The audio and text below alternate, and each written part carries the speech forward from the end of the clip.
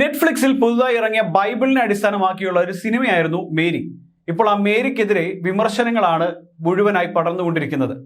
Cinema മേഖലയിൽ പ്രധാനമായ ഒരു ചർച്ചയാകാനുള്ള കാരണം തന്നെ ഈ മേരി സിനിമ ഇറങ്ങിയ ഒരു സമയമാണ്. ഓസ്കാർ ജേതാവ് ആന്റണി ഹോപ്കിൻസ് അടക്കം അണിനിരന്ന മേരി എന്ന സിനിമ ഇന്നൊരു വിവാദ വിഷയമായി സിനിമാ പ്രേമികൾക്കിടയിൽ മാറിയിരിക്കുകയാണ്. മേരിയുടെയും ഭർത്താവ് ജോസഫിന്റെയും കഥാപാത്രങ്ങളെ അവതരിപ്പിച്ചത് പ്രധാനമായും ഇസ്രയേൽ അഭിനേതാക്കളാണെന്നാണ് ഉയരുന്ന പ്രധാന വിമർശനം. മേരിയും ജോസഫും പുത്രനായ ജീസസും ബത്ലഹേമിൽ ജനിച്ച ജൂതനും പലസ്തീനുമാണെന്നുള്ള വർഷങ്ങളായുള്ള വാദത്തിന്റെ പിൻബലത്തിലാണ് വിമർശനങ്ങൾ ഉയരുന്നത്. ഇസ്രയേൽ പലസ്തീനയിൽ നടക്കുന്ന ആക്രമണങ്ങൾക്കിടയിൽ പുറത്തു വന്ന സിനിമയിൽ പലസ്തീനികളെന്ന് അവർ വിശ്വസിക്കുന്ന മേരിയെയും യേശുവിനെയും മറ്റും അവതരിപ്പിക്കാൻ ഇസ്രയേൽ അഭിനേതാക്കളെ തിരഞ്ഞെടുത്തതിന്റെ അനൗചിത്യത്തെയും പലരും ചോദ്യം ചെയ്യുന്നുണ്ട്. നോയ കൊഹേൻ എന്ന ഇസ്രയേൽ നടിയാണ് മേരിയായി അഭിനയിച്ചിരിക്കുന്നത്. ഗാസയിൽ ഇസ്രയേൽ സംഘർഷം നടക്കുന്ന സമയത്ത് ഇസ്രയേൽ നടിയെ മേരിയായി അഭിനയിപ്പിക്കുന്നത് വിവേകശൂന്യമാണെന്നാണ് വിമർശകർ ഉയർത്തുന്ന പ്രധാനപ്പെട്ട ആരോപണം.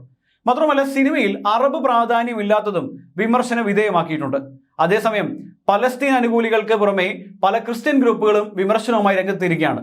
ജോസഫുമായുള്ള മേരിയുടെ ബന്ധത്തെക്കുറിച്ച് കൃത്യതയില്ലെന്ന രീതിയിൽ പല ക്രിസ്ത്യൻ ഗ്രൂപ്പുകളും വിമർശനവുമായി രംഗത്തെത്തിയിട്ടുണ്ട്. മേരി സിനിമ ചിത്രീകരിക്കുന്നതിന് മുൻപ് ഇവരാരും ബൈബിൾ പരിശോധിച്ചിട്ടില്ല എന്നടക്കമുള്ള കടുത്ത വിമർശനങ്ങളാണ് സോഷ്യൽ മീഡിയയിൽ ഉന്നയിക്കപ്പെട്ടിട്ടുള്ളത്. എന്നാൽ ഈ വിവാദങ്ങൾക്ക് പിന്നാലെ പ്രതികരണവുമായി ഇപ്പോൾ സംവിധായകൻ DJ കർസോയും രംഗത്തെത്തിയിട്ടുണ്ടായിരുന്നു.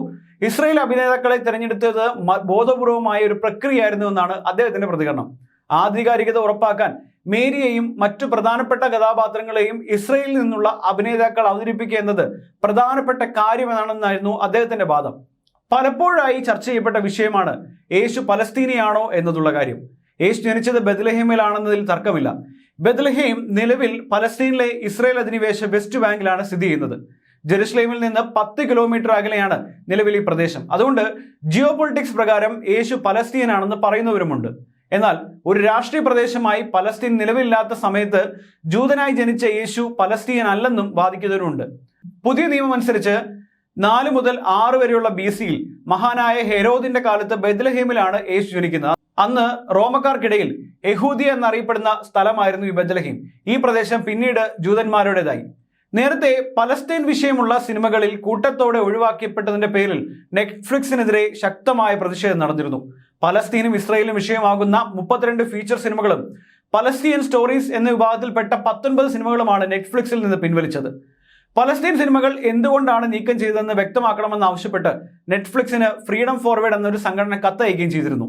പലസ്തീൻ സാമൂഹ്യനീതി സംഘടനയായ കോഡ് പിങ്കും പ്ലാറ്റ്ഫോമിനെതിരെ നിലപാടെടുത്തിരുന്നു. പ്രതിഷേധം ശക്തമായതോടെ 3 വർഷത്തെ ലൈസൻസിംഗ് കരാറിന്റെ ഭാഗമായിട്ടായിരുന്നു 2021 ഒക്ടോബറിൽ പലസ്തീൻ സ്റ്റോറീസ് എന്ന പ്ലേ ലിസ്റ്റിൽ സിനിമ ആരംഭിച്ചതെന്നും ലൈസൻസിന്റെ കാലാവധി കഴിഞ്ഞതോടെയാണ് സംരക്ഷണം അവസാനിപ്പിച്ചതെന്നായിരുന്നു നെറ്റ്ഫ്ലിക്സിന്റെ വിശദീകരണം. എന്തായാലും മേരി സിനിമയും നെറ്റ്ഫ്ലിക്സിന് ഇപ്പോൾ വലിയ തലവേദനയായി മാറിയിട്ടുണ്ട് എന്ന് പറയാതിരിക്കാൻ കഴിയില്ല. You're watching me on metromatney.com. metromatney.com. metromatney.com. Subscribe for more videos. Subscribe for more videos. Subscribe here for more videos. Subscribe now. Thank you.